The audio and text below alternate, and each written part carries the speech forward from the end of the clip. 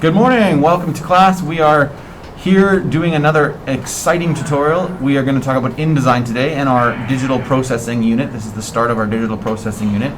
So we will have already finished photography and our visual composition module. So we're going to use some of the stuff we did in visual composition with regards to editing some basic Photoshop project photos. And we're going to turn that into a single page design in InDesign. So we'll jump right into things as we get going here. This is the design we're going to be creating. We're going to be creating this single page InDesign project here. It has the 6 images that you should have created in your basic Photoshop tutorial. And we are going to use InDesign today to create this product. So Adobe InDesign, we have the new 2020 version that we are working with. So we are going to jump right into the program. Of course, it wants to open on my other screen, so I will pull that across as soon as we see it popping up here. InDesign is a great program. It's a professional level page layout and publishing software. It is used primarily for magazines, for paper materials. More recently, though, they have added in a lot of web-based presentation options into Adobe InDesign. So you can use this for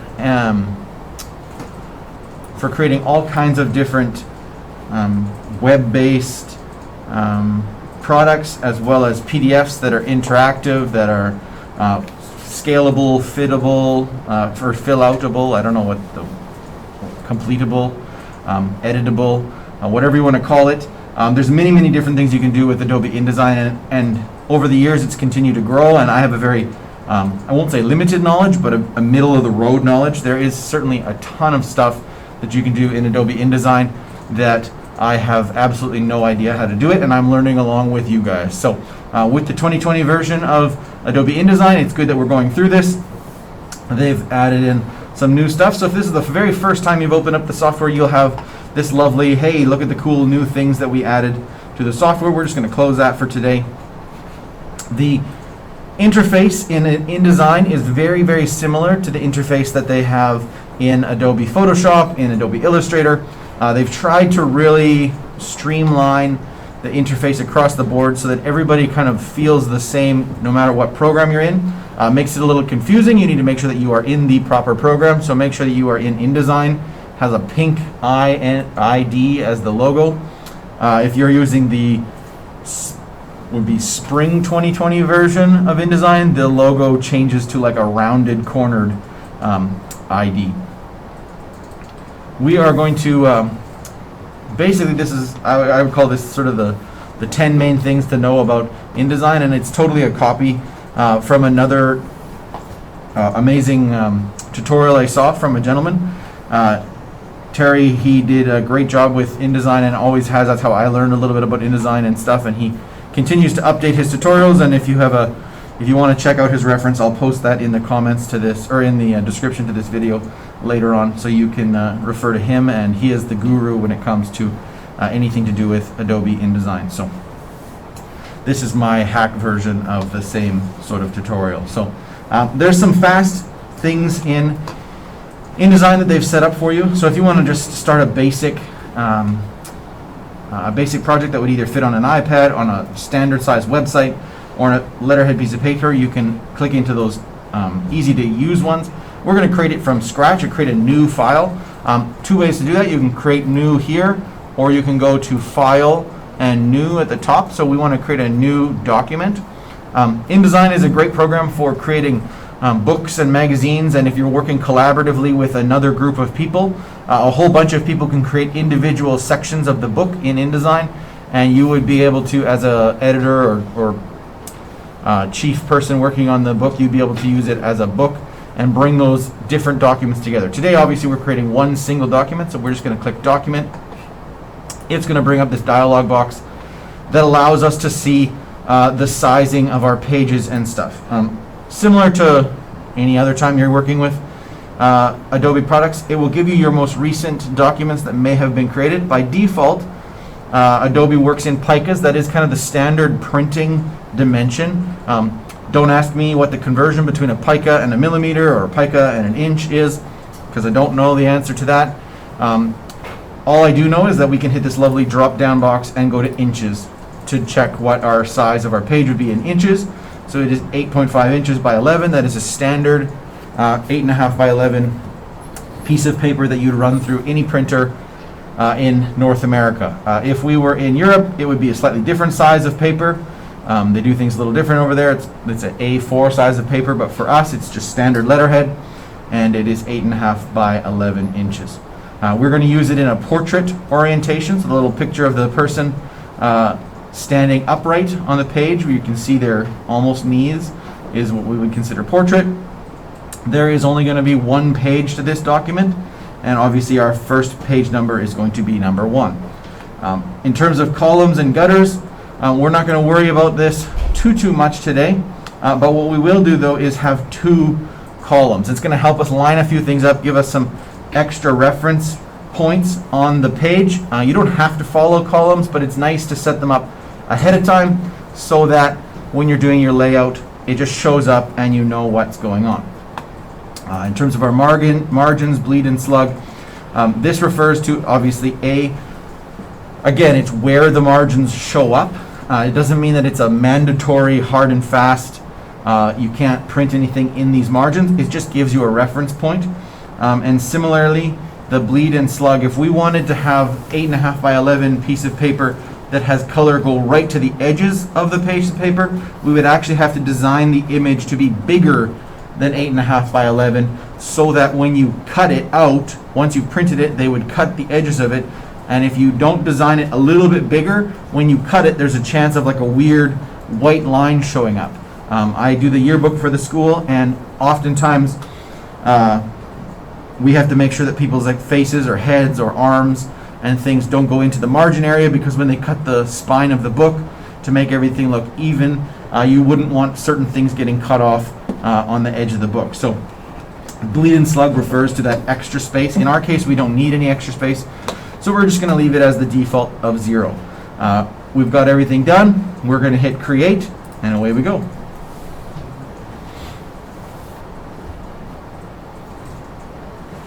So you should basically come up with a basic white kind of boring document, if you will.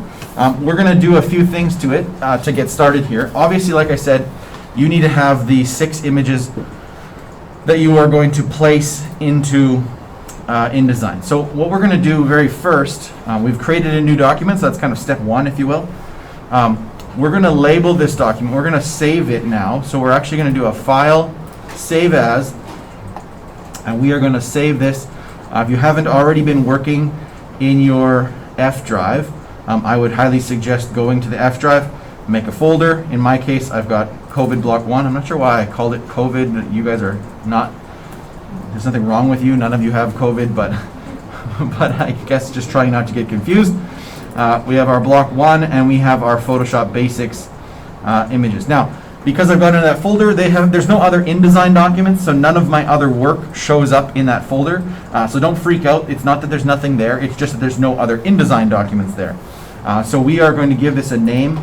So we're going to call this just Basic InDesign. And we are going to do the same as before, underscore, and our last name. I am going to answer the phone and mute my microphone. Okay, what was your question, sir? What do you call it again?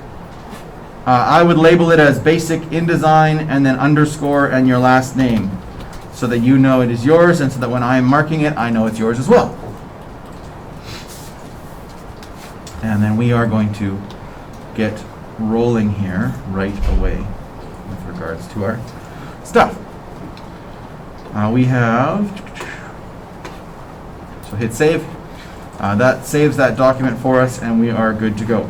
Now, there's a few different ways to add in images into Adobe InDesign. Firstly, though, we are going to use Adobe Bridge. Now, I happen to have it already open again at the bottom here.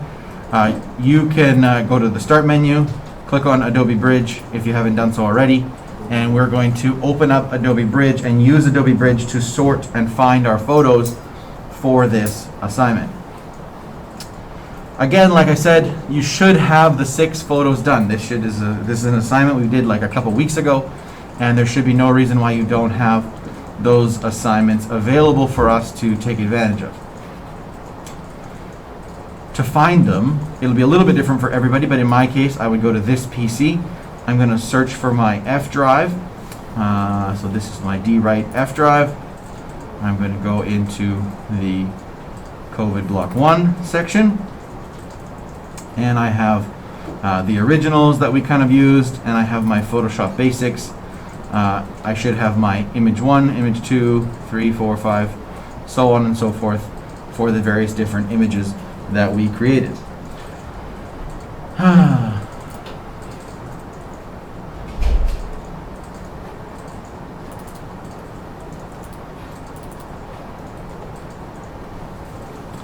Good job, Mr. Wright. You didn't label everything quite the same way as in the thing.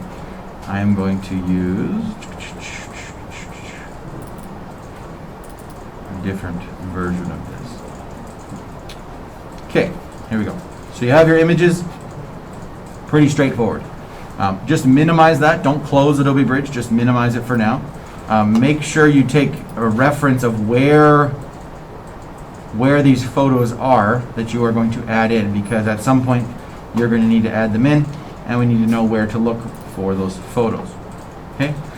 In referring to our original, this is the sort of general layout that we want to do. We want to take our color separation photo, our remove the awkward object photo, and put them at the top, and then our others are going to be at the bottom of the image. And again, all your images are going to be a little different than mine. That's totally fine. That is just the way that things work out. So starting out, down the left-hand side of InDesign, similar to Photoshop, is all of your different tools. You have selection tools at the top here. You have your type tools. You have a draw a line tool. You've got a pen tool. You have rectangle tools for creating various different rectangles. Now the rectangle tool, just as a demo here, it creates a rectangle. It has different functions to it. You can give it a fill color. You can give it a stroke color. Whatever you're going to do with it, it is a shape on your document. You can type within a rectangle if you choose to, but generally these would be considered shapes that you would have. Whereas the rectangle frame tool creates this lovely little rectangle with an X in the middle. And what that does is it gives you placeholders where you can add images, you can add effects, you can add text, you can do a whole bunch of different things to those boxes that you create. But it always gives you that little X in the middle of the boxes there. Going down here, there's the gradient tool, there's various different swatch things, there's a feather tool, there's the standard zoom and move around the document hand tool, there's a color theme, color picker tool. Generally, it's the similar functionality to something that you've been working with in Photoshop or in InDesign. Okay? We're going to get started by making a lovely title at the top. So we are going to take the text tool here, and we are going to click and drag out a box that covers the top of our frame, sort of from margin to margin, and I don't know, give yourself about an inch or two down from the top. So a very nice, big, large sized box. I'm going to just move this over so I can refer to it. Okay, so we have inside this text box, there's nothing obviously typed yet, so if you click inside the box, you'll get this little blinking cursor that you are able to type out the word Indesign Basics. Okay. From there, you are going to resize this text accordingly. Couple different ways. Obviously, if you click a box, normally when you click a box and drag the box, it would scale the text in size inside of it. But in InDesign, the text is the text and the box is the box. So you can move the whole box around, hence the text comes with it, But if you make the box smaller, the text stays exactly the same size.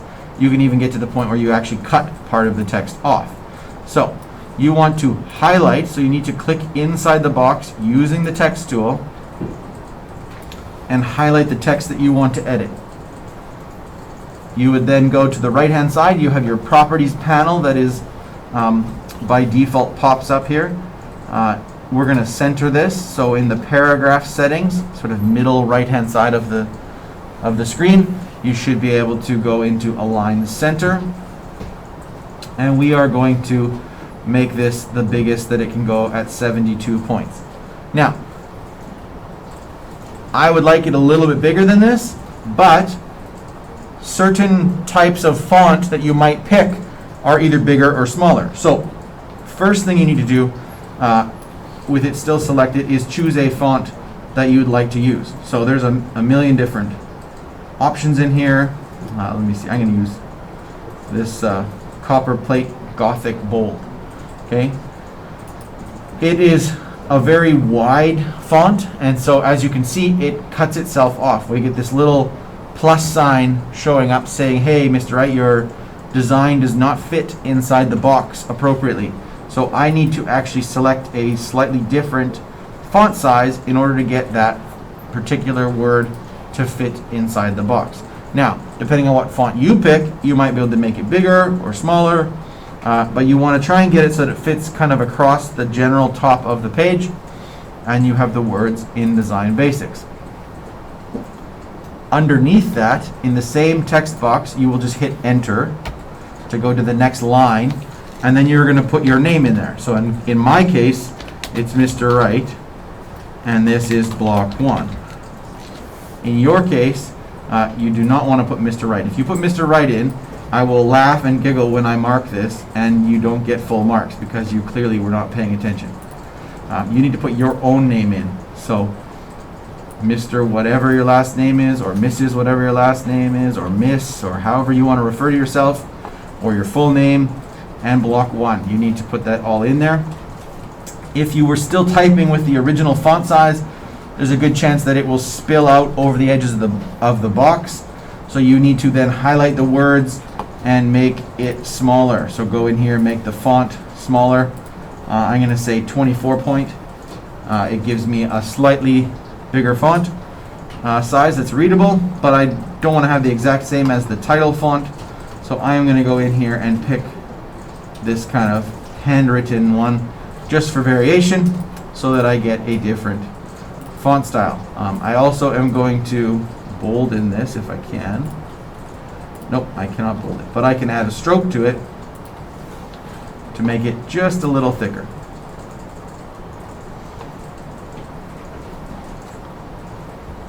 Similar to Photoshop or Illustrator that we've already worked with. Again, if you have things selected, so if you select a section of words, you have the same functionality as you do in Photoshop. So if you hold Alt on the keyboard and use the left and right arrows, it will adjust the leading of your, the kerning of your letters to give you more space in between each letter if you feel that the font is a little squishy. If you wanted to move it up and down a bit, you can use the up and down arrows while holding the Alt key, and you end up with a little bit more kerning space available there.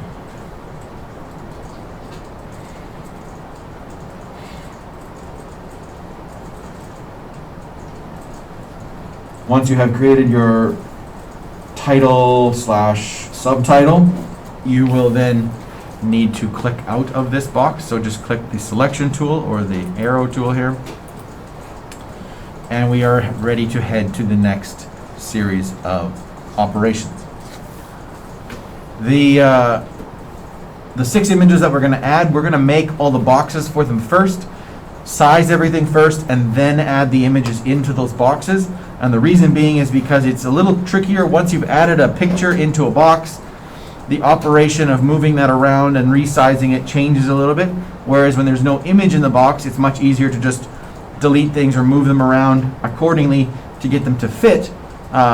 It's just a little more straightforward that way. So we're going to take our rectangle frame tool, And actually, you know what, before we do our rectangle frame tool, we are going to pull down a guide. Now, I don't know if you have your rulers set, so that is one of the little skills here. So we're going to go to Window, and we want to go to Tools, or excuse me, to, where did they move it? No, View, sorry, my bad. Go to View, and you want to, in my case, I would have to hide the rulers. I don't really want to do that. If they're not visible on yours, go to View and say Show Rulers, so that you have this ruler bar that shows up on the left and right of your screen. Once you have that ruler bar, the nice thing is you can drag from that ruler bar, you go onto it and you click and pull down, and it will pull down a guide for you that you can place in the middle of your page. You want to find the 5.5 mark, 5.5 inches. Should be the middle of an 11-inch piece of paper.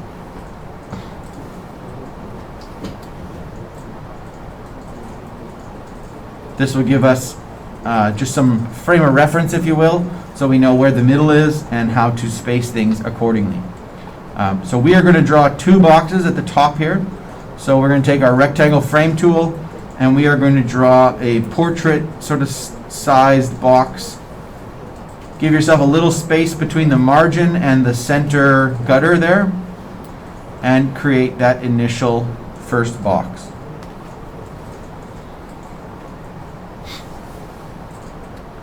Just like in Illustrator, I think it also works in Photoshop too, but you can now take the selection tool, and with the selection tool checked, when you hold the Alt key, you will notice that your cursor changes from a move this box around the page thing to a double arrow. And when you do that, when you click Alt and you click and drag now across, it actually creates a duplicate of that original box that are identical in size. And if you noticed, I'm going to do that again. Click, so I Alt, click and drag. When I get close to the same position as the other side of the page, it will snap and give me a bunch of different information. So these little green lines show up saying, hey, you're at the same place top and bottom. Is that where you'd like to be? And I can let go there and know that the placement is the same height and high and low here that it is on the left-hand side. In order to create the 4 boxes at the bottom of the page for the 4 images that are going at the bottom, we're going to do it a little differently. We're going to do it all in one big step.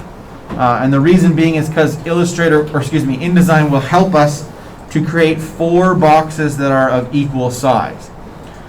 So the way we're going to do that, again, we grab our rectangle frame tool. We're going to come here just underneath this set of boxes that we created already, and we are going to click and drag all the way to the corner. Don't switch, don't let go with your mouse. Just click and drag all the way to the corner. While you still have your mouse depressed or clicked, you're going to use the right arrow on the keyboard and the up arrow on the keyboard, and that will create, I'll do it over here because it was lining up with the thing. So as I select the right arrow and the up arrow, it creates a separation, and it gives me 4 boxes that are of equal shape and size. And I'm just going to drag those out to touch the corner here. And when I let go, it will now create automatically 4 boxes with the same spacing, the same height, width, length, all that kind of stuff. This gives me my placement boxes, and now I need to place some images into said boxes. There's a few ways to do that. Again, just like anything in Adobe land, there's more than one way to do something. One of the ways would be to go to File and to place an image. So not open. Do not try to open a document into this document. It's not going to work. You want to File, Place an image. So if I went File, Place, it would bring up my COVID folder here, and I would be able to see the images that we created. and paste those into the boxes. I could then search around from there. If there was some missing, I could go into these other folders, etc., etc. Or if you prefer to go into Adobe Bridge, you can do it right from Adobe Bridge. You can also bring in an image specifically from Adobe Bridge. So I could bring in these ones that are finished here. I could say that I want to bring in image number 1 here, and I could go to Tools. Oh, there used to be an InDesign one here. Hang on, maybe just right click on it. Yeah, if you just right click on the image, you'd go to Place, and then you say Place in InDesign, and it will automatically open InDesign for you, and you'd be able to place that image into the box.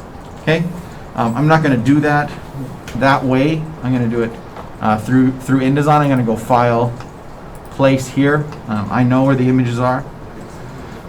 In my case, I am going to select all 4 of these images at the same time.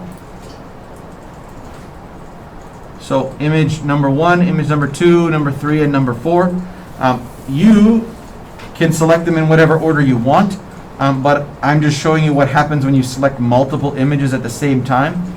So by selecting 1, 2, 3, and 4, when I select Open, it gives me this little like picture placement gun kind of thing.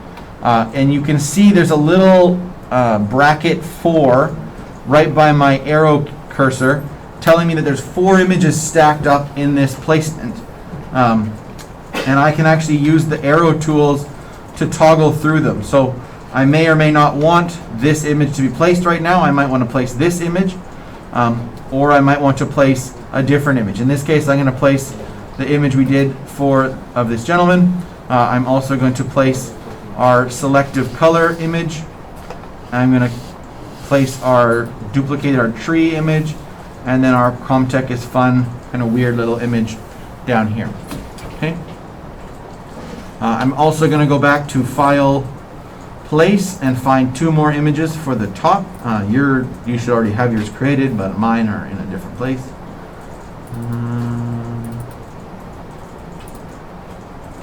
I'm going to use this one and this one. Again, you open up and you place those into the boxes. Now, right now you're probably thinking, Mr. Wright, this is the dumbest document you've ever created. None of the pictures fit in the boxes. It actually looks quite silly. So, I would agree with you at this point. It is a little bit silly looking and definitely not what I would consider hand-in worthy. So, something we need to do now into InDesign is we need to create some better fitting for these pictures. So, a couple ways to do that. One is to take our direct selection tool, so this white arrow, and I could select, if you notice when I hover over an image, it will tell me that I have more of that image and I could move it around. It gives me this little orange box that shows up saying, look, that's how big the image is. It's quite a bit bigger than your screen.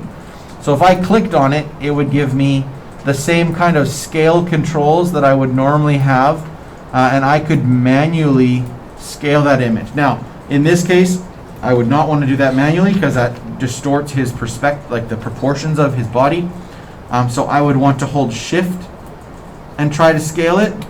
But a much faster and more efficient way to scale this within InDesign is they have some auto functionality for scaling images. Okay, so with my selection tool selected, I can select the box, so not the image, but I'm selecting the box that the image is in. I can then right click and I can adjust the fitting. So you can look here, there's a bunch of different ways. Content Aware, I will say, is some crazy magic that they've come up with that is actually very good. I'll show you in the next one what it does. You would fill frame proportionately if you wanted to make sure that it didn't disproportionately scale things. If I just wanted to like fit the content into the frame, just squish it in, you could use the fit ones. But if I use the fit content to frame, again, it kind of squashes him. It's not real to life. So for this particular picture, I would want to fill frame proportionately, right? And that's going to scale him proportionately as good as it can possibly be. When I hover over the picture, my tool will turn to a hand when I get into the center of the image, and I can click and kind of drag the image down within the box to center it a little bit better, to give some head space there. We don't want to cut off the top of his head. Question, Andrew? It says it can't open the file. Can't open the, like, did you try to do file place or file open? I went file open. You need to go file place to place images into the boxes. Kind of imagine yourself making a puzzle and you're dropping the puzzle pieces into those slots that are empty there. So, normally you'd be able to just kind of go around the boxes here. You could go fitting, fill frame proportionately, and then kind of adjust it accordingly.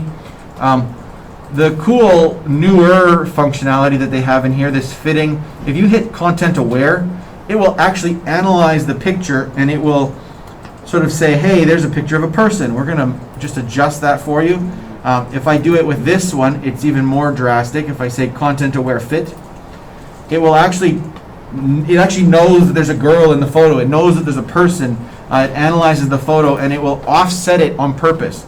So it could have just sized it to be like centered and it would have been looking really awkward, but it actually knows better and it actually moves it over and makes sure that it creates an image that is relatively pleasing in terms of its placement and stuff. We're going to keep going through here. If you want to do multiple pictures at the same time, you can definitely do that. You can hold the shift key and select a few different boxes, right click, fitting, and I can fit all of these, fill them all to the frame proportionately. I would then be able to make whatever minor tweaks, like in this case I don't want the words cut off, I'm going to shift it down. This selective color looks pretty good. This one I'm missing the original, so I'm going to move it and shuffle it over a little bit so that I see the original image showing up in the picture. Okay, this one here at the bottom, maybe this is a case or an argument, if you will, for potentially scaling something unproportionately. Maybe because I want it to fit in the screen a little bit better and have the trees show up a bit better, I could afford to squish it because it's actually going to squish the original at the same proportion. And so in terms of showing that you know the skill, it's going to look very similar. You're going to see one tree here and two trees here, so clearly you know how to duplicate a tree. From here it becomes sort of personal perspective, or personal preference I should say. You can add a big huge box in the background for a background color. You can highlight all of your boxes and you can add a stroke to all of those boxes. Maybe you want to have a black line around them. I would advise you be careful when you do that, because if you look what I did, I created boxes around the boxes, which is cool, but I also created a box around the text box, which is not cool. That is weird. So we would not want to have a fill there. We wouldn't have a zero based stroke on that one, so that the text is just floating. If you want to see what your document looks like with all these silly lines and everything and all these guides in there, you can go to view and you can go to overprint preview. That is one option. You can obviously also go into, there's different screen modes. So if I went into preview mode, it goes like a grayish background and it gets rid of all the lines and stuff, so that I can see just exactly what's going on. The same shortcut that is in Photoshop, when you hit Control and 0, will center your image on the screen and make it as big as possible that you can see what is going on. If you're happy with the type of document that you've created, you can then save this as well as an InDesign. Similar to anything that we do in Adobe, there are what we would call the reference files, so the files that are actually created by the various different programs. So in this case, InDesign. An InDesign file will not play nice with Google Drive. You can upload it there, but then I have to download it and I won't have your pictures and it's going to look weird. So you can do one of two things. I would prefer if you did a file export and you exported this as a JPEG. Okay? And I normally, if we were going to print this on a printer, you would export it as a PDF. And the reason I'm saying don't export it as a PDF is because if you export it as a PDF, When you put it into Google Drive, I have to download the PDF, and it becomes a bit of a clumsy process. So I would prefer that you do an export as JPEG. The computer is smart enough to know that you're in a folder. As soon as you hit JPEG, other JPEGs will show up that are in that same folder. Make sure you keep the name the same. It's still the basic InDesign underscore your last name. Mr. Right now, hit the washroom. Yeah. It's still the basic InDesign underscore your last name. So you're more than welcome to keep it that exact same name. All we want to make sure is that we're saving the file type as a JPEG. When we hit save, it's going to ask us some general questions about JPEG saving. We want to have a high quality JPEG. So we're going to click that up to the maximum. And we are going to hit export, and it will pop out that image for us.